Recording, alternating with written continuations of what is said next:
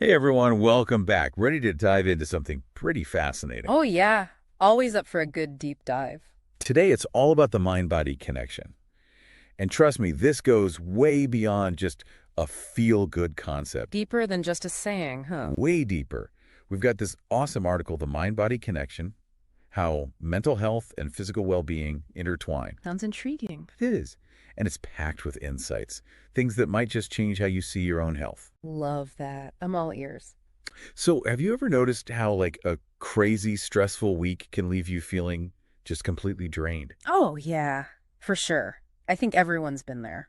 Is that just a coincidence, or is there something more going on, like a real scientific reason for it? You know what? It's totally not just in your head. It's not a coincidence at all. It's like this. Our minds and bodies, they're not these separate things. They're actually talking to each other all the time. Always in communication. Yeah, and they influence each other in some pretty amazing ways. It's like this intricate network. Think nervous system, endocrine system, and immune system all working together. And get this, when you're stressed or anxious, your brain goes into action, right? It's like alert, alert, and it triggers this release of hormones, things like cortisol. Cortisol, Yeah. yes, the stress hormone. I've definitely heard of that one. Right, and that cortisol, it can lead to all sorts of physical symptoms like headaches, stomach aches, even like muscle tension. It's a chain reaction. Okay, so stress equals cortisol, which equals all those fun physical symptoms, makes sense. But let's flip the script for a second. How does our physical health affect our mental well-being? Well, think about it. If you're dealing with a chronic illness like diabetes or heart disease or maybe even chronic pain, that's not just physical discomfort, right? It takes a toll on you mentally and emotionally too. You might start feeling frustrated, maybe even helpless. Yeah. I can see that. And the article actually mentioned this relational coach, Matsaling Magodi, and she said something that really stuck with me. She said that good health boosts mental resilience. It's like we have this bring it on attitude. I like that bring it on But attitude. when we're physically struggling, that resilience takes a hit. It's not just the pain itself, it's that emotional weight that comes with it. It totally adds another layer to it all, doesn't it? And then there's the whole thing about how we see ourselves. Like, let's say you're someone who loves being active, but suddenly you're dealing with chronic pain that makes even simple stuff Oh, difficult. that would be so hard. Right. That can really change how you see yourself, lead to a negative self-image, which just adds to the mental It's like a stress. double whammy. You're fighting the physical symptoms, but also this whole wave of mental and emotional strain that comes along with it. It really highlights how connected these two parts of us are, our minds and bodies. And it's not just a one-way street either. We've seen how physical health impacts mental health. But the really interesting part is how our mental state can actually trigger physical Ooh, symptoms. okay. Now we're getting into the really interesting stuff. Hmm. So, are we saying our thoughts can make us sick?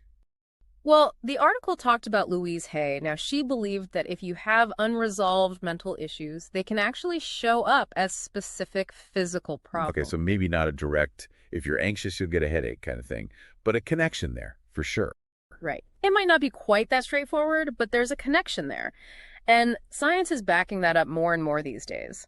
Let's take chronic stress, for example. Remember cortisol, that stress hormone we talked Oh, about yeah, earlier? I remember cortisol. When you're constantly stressed, your body is basically pumping out that cortisol nonstop. And over time, well, that takes a toll. It can actually weaken your immune system, making you more susceptible to getting sick, like colds, infections. It can even slow down how fast you heal from injuries. It is. It's not about blaming yourself for getting sick, but about realizing that how we deal with our mental and emotional state has a real impact on our physical health. The more we understand these connections, the better we can take care of ourselves So it's overall. not like stress directly causes the illness, but it creates this environment in your body where it's harder to fight things off. That's really important to understand, I think. Here's the thing. We're not just passengers, right? We actually have some control here. We can actively take care of both our minds and our bodies. The article highlighted some great tips from a wellness expert, Rudman, who talks a lot about building resilience. Word. Yeah, it's like having this inner strength that helps you bounce back from all those curveballs life throws at you, both mentally and physically. So what can we actually do to build up that resilience? What did Rudman suggest? Well, one thing that stood out to me was gratitude. Sounds Gratitude. simple, I know, but seriously, start your day by just thinking about things you're thankful for. It can totally change your perspective. And guess what? It affects your body too. Really? Yeah, studies show that gratitude can actually lower your levels of cortisol, that stress hormone we were talking about before. Wow. So just by thinking about good things, we can actually change what's happening inside our bodies. That's It wild. is. It's like hitting the reset button on your mood. Some people keep a gratitude journal, or maybe even just tell a friend one thing they're grateful for each day. I like that. Super simple. Okay, we've got to talk about exercise too, right? Absolutely. We can't forget about exercise. Rudman really emphasized that. It's not just about how you look, it's crucial for both your mental and physical health. Yeah, I always feel so much better after even a quick walk. Like my head is clear, my mood is boosted. What's actually happening in our brains when we move our bodies like Well, that? exercise releases those feel-good chemicals called endorphins. Endorphins, the natural mood boosters. Exactly. They're like natural stress relievers. Plus, regular exercise strengthens your heart and lungs, it helps you sleep better, and it can even help manage things like anxiety and depression. So many benefits. The article also mentioned mindfulness and meditation. I always thought of those as more mental practices. Do they have physical benefits too? They do. Mindfulness can actually regulate how your body responds to stress. Whoa, seriously? It's like turning down the volume on that alarm system in your head that goes off when you're stressed. Instead of getting caught up in all those worries about the future or the past, you're just bringing yourself back to the present moment. Exactly. And get this. Studies have shown that mindfulness can have real physical benefits too, like lowering blood pressure, improving your sleep, and even boosting your immune system. There was even a study that showed that mindfulness meditation can actually increase the activity of those cells that help your body fight off viruses. No way. So you're basically training your mind to help your body stay healthy. That's a good way to put it.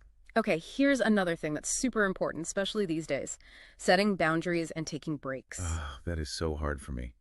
I'm always feeling like I need to be doing something productive. It's easy to fall into that trap, right? But pushing yourself all the time, it leads to burnout, mentally and physically. Yeah, no one wants to be burned out. So Sure. how can we actually create those boundaries? Could be as simple as deciding on specific work hours and relaxation hours, making sure you disconnect from all the technology for a bit each day, or even just taking like 5 minutes every hour to just stretch, breathe, and clear your head. I like that. Little breaks throughout the day. The key is to listen to your body. Give yourself permission to rest and recharge. It's about pacing yourself, Yeah. not sprinting through life. Got to find that sustainable pace, right? Okay, so we've got gratitude, exercise, mindfulness, setting boundaries. What else can we add to our mind-body toolbox? Can't forget the basics. Nutrition and sleep, they're like the foundation for everything, essential for both mental and physical health. But they're often the first things to go when we It's get true. busy. Takeout because we're too tired to cook. Staying up late scrolling on our phones, even though we know we'll regret it. Yeah. Why are those basic things so important? Okay, picture this. A balanced diet filled with good stuff like whole foods, fruits, veggies, and lean protein. It's like giving your body the best fuel possible. It helps your immune system, keeps your energy levels stable, and it can even impact your mood and how well you think. So what we eat affects how we think and feel. That's a new one for me. There's a definite connection there. And sleep, well, sleep is like hitting the reset button for your whole system. When you Uh, don't get enough, your hormones get out of whack, stress levels go up, your mood plummets, your immune system weakens, and your risk for all sorts of health problems goes up. Sounds rough. Not worth it. Right. It's amazing how everything is connected. If you don't take care of those basic needs, it throws everything off, both mentally and It's like a domino effect. Exactly. But the good news is that even making small changes in those areas can have a huge impact. You don't have to change everything overnight. Just start small, maybe one or two things, and build from Okay, there. that's good to hear. It feels doable. But what about when you're really struggling? Like dealing with a chronic illness or some ongoing mental health challenges? Are those small changes enough then? That's when reaching out for professional help is super important. Whether it's talking to a therapist, seeing a doctor, working with a physical therapist, or joining a support group, there are resources out there to help you through those tough times. It's a good reminder that we don't have to do it all alone. There are people who get it and who can help us heal and recover. Sometimes it's easy to forget that all this, the mind-body connection, it's not just some abstract idea. Right. It really is. It's woven into every single day. And realizing that that it's not just random, it's empowering, isn't it? Totally. Like we actually have some influence over our own well-being. We're not just stuck. We're definitely not stuck. We have choices. Exactly. By making choices that support both our mental and physical health, we can make a real difference. It's like we've been given this owner's manual for our well-being, I love that analogy. The owner's manual. and now it's our turn to actually use it. You know, this whole deep dive has really driven home how connected our mental and physical states are. They're not separate at all. It's like they're constantly in this dance together, shaping each other. Dance, yeah. That's a good way to put it. We've seen how chronic illness can affect mental health, how stress can weaken our immune systems. And on the flip side, how things like gratitude and exercise, even mindfulness, can create this ripple effect of positive change. Powerful stuff. It is. And that's the biggest takeaway I hope you walk away with today. You have the power to create a more balanced, more resilient life for yourself. By taking care of both your mind and body. Exactly. I feel like I've learned so much today. Yeah. Like my whole perspective on health has shifted. I'm so glad to hear that. As you go about your day, I want you to think about one thing. Now that you've seen how deeply intertwined your mental and physical health truly are, what's one small change you can make in your daily routine?